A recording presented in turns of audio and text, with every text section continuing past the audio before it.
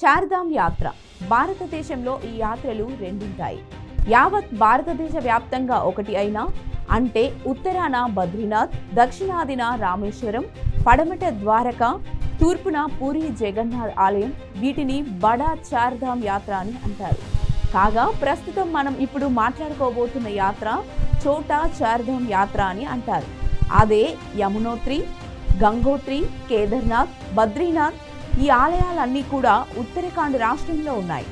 ఇక ఈ ఆలయాలను ఎలా చేరుకోవాలి, ఎలా సందర్శించాలి, ఏ క్షేత్రానికి ఎలా వెళ్ళాలి అనేది ఇప్పుడు స్పెషల్ స్టోరీలో చూద్దాం రండి.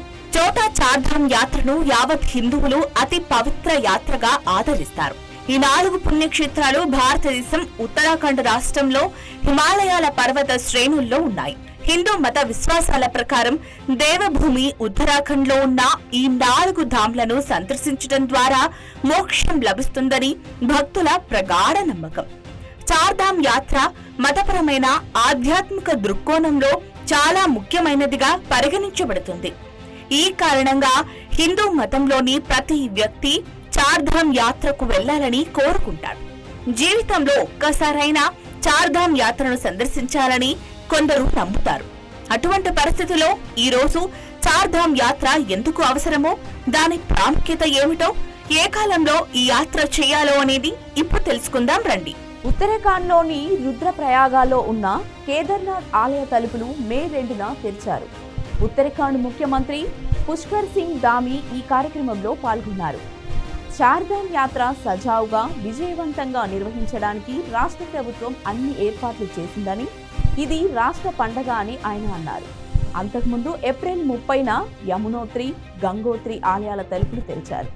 బద్రీనాథ్ ఆలయ తలుపులు మే 4న తెరుస్తారు. ఈ దేవాలయాల తలుపులు తెరవడంతో చార్ధామ్ యాత్ర ప్రారంభమైంది. అసలు చార్ధామ్ యాత్ర అంటే ఏంటో ఇప్పుడు తెలుసుకుందాం రండి. ఉత్తరాఖండ్ లో అనేక పురాతన దేవాలయాలున్నాయి. ఏ కాలం నాటివి అంటే త్రేతాయుగం, ద్వాపరయుగం నాటివి. ఈ ఆలయాలకు ఓ ప్రత్యేకత ఉంటుంది.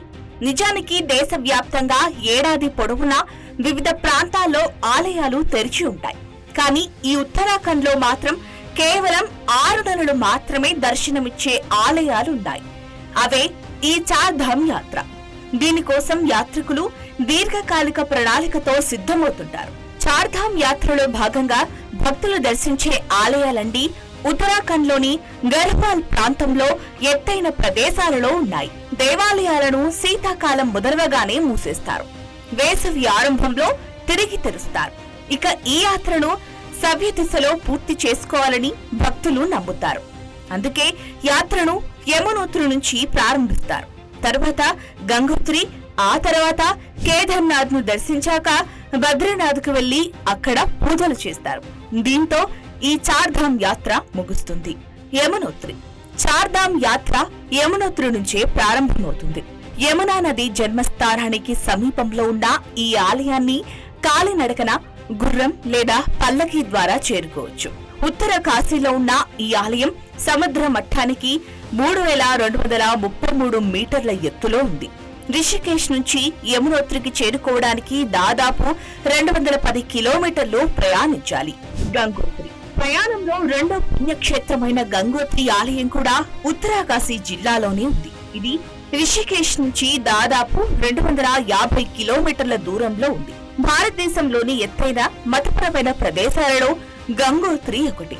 సముద్ర మట్టానికి 3415 మీటర్ల ఎత్తులో గంగోత్రి ఉంది.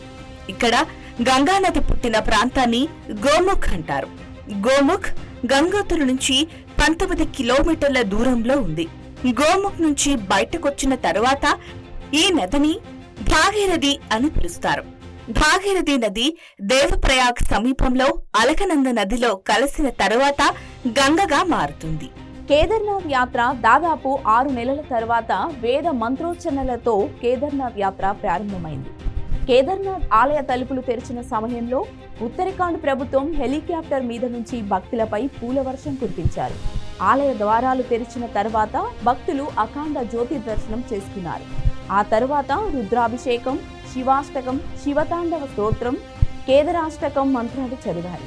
దీంతో కేదార్నాథ్ యాత్రకు దేశవ్యాప్తంగా భక్తులు పోటెత్తారు. కేదార్నాథ్ కేదార్నాథ్ ఉత్తరాఖండ్లోని రుద్రప్రయాగ జిల్లాలో ఉంది. హిమాలయాల్లోని గహర్వాల్ ప్రాంతంలో సముద్ర మట్టానికి 3584 మీటర్ల ఎత్తులో ఉంది. ఆలయానికి చేరుకోవడానికి కొండల్లో 18 కిలోమీటర్లు నడవాలి. నడవలేని వారి కోసం పల్లకీలు, గుర్రాలు ఉంటాయి. హెలికాప్టర్ ద్వారా కూడా ఆలయం దగ్గరికి చేరుకోవచ్చు. కేదార్నాథ్ ను హిందువుల 4 పవిత్ర ధాములలో ఒకటిగా భావిస్తారు. హిందూ మత గ్రంథాలలో ప్రస్తావించిన 12 జ్యోతిర్లింగాలలో కేదార్నాథ్ ఎత్తైన జ్యోతిర్లింగం. మందాకిని నది కేదార్నాథ్ ఆలయం సమీపంలో ప్రవహిస్తుంది. ఈ ఆలయం సుమారు 1000 ఏళ్ల పురాతనమైనది.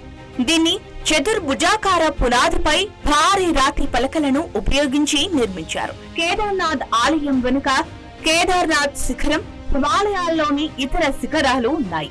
కేదార్నాథ్ ఆలయం తెరిచిన తర్వాత తొలి రోజు 30,154 మంది భక్తులు దర్శించుకున్నారు. ఇక చౌటా చార్ధామ్ యాత్రలో చివరిది బద్రీనాథ్ ఆలయం.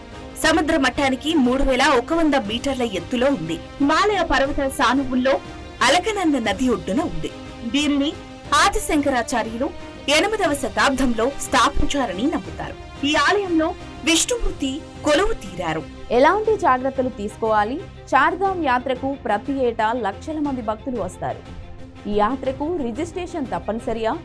ఆన్లైన్ లేదా ఆఫ్లైన్లో రిజిస్ట్రేషన్ చేసుకోవచ్చా? ఆఫ్లైన్లో రిజిస్ట్రేషన్ చేసుకునే వారి కోసం హరిద్వార్, రిషికేశ్ ఇతర ప్రదేశాల్లో కౌంటర్లు ఉన్నాయా? ఎలాంటి జాగ్రత్తలు తీసుకోవాలి అనేది ఇప్పుడు తెలుసుకుందాం రండి. చార్ధామ్ యాత్రకు వెళ్లే ప్రతి ఒక్కరికి కూడా ఈ యాత్ర రిజిస్ట్రేషన్ తప్పనిసరి. ఈ యాత్ర పాస్ లేకుంటే మీరు ఎంత దూరం నుంచి వచ్చినా చార్ధామ్ యాత్రకు మాత్రం అక్కడి అధికారులు అనుమతించరు. అందుకే ముందుగా ఈ రిజిస్ట్రేషన్ అనేది ప్రతి ఒక్కరూ తప్పనిసరిగా తెలుసుకొని రిజిస్ట్రేషన్ చేయించుకోవాలి. ఈ యాత్ర రిజిస్ట్రేషన్ చేయించుకున్న తర్వాత ఆ సర్టిఫికేట్ మీ వద్దే ఉంచుకోండి. యాత్రకు వెళ్లే ముందు చెల్లుబాటయ్యే ఐడి ప్రూఫ్ తీసుకెళ్లాలి. ఇక అక్కడి వాతావరణం చల్లగా ఉంటుంది కాబట్టి వెచ్చని బట్టలు ఉంచుకుంటే మంచిది. ఈ పర్యటన గురించి అవసరమైన సమాచారం అంతా ఉత్తరాఖండ్ టూరిజం వెబ్సైట్ లో లభిస్తుంది. ఈ చార్ధామ్ యాత్రలో యమునోత్రి, కేదార్నాథ్ ఆలయాలకు కాలినడకన వెళ్లాలి. యమునోత్రి 5 కిలోమీటర్లు వెళితే కేదార్నాథ్ కు మాత్రం దాదాపు 25 కిలోమీటర్ల ట్రెక్కింగ్ చేయాలి. ఇది చాలా కఠినమైన మార్గం కావున వీటిలో చాలా జాగ్రత్తగా ఈ క్షేత్రాలకు వెళ్లాలి.